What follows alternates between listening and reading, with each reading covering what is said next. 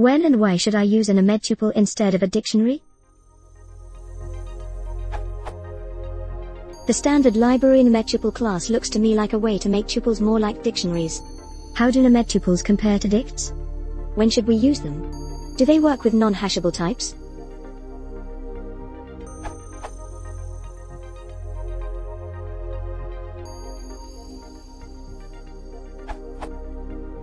In dicts, only the keys have to be hashable, not the values.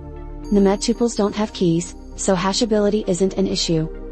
However, they have a more stringent restriction: their key equivalents, field names, have to be strings. Basically, if you were going to create a bunch of instances of a class like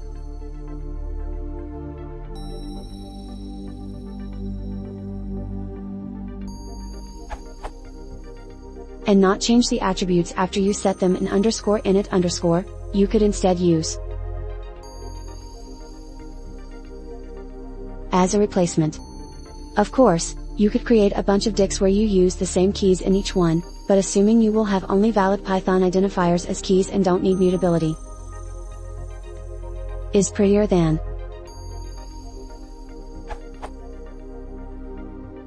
And is prettier than.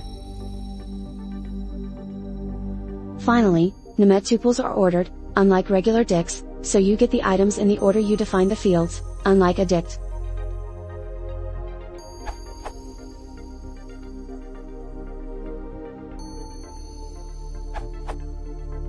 Tuples are immutable, whether named or not.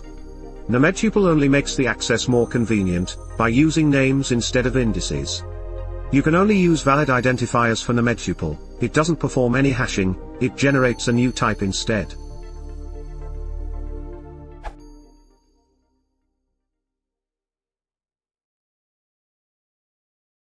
If you want to support the channel, please consider subscribing.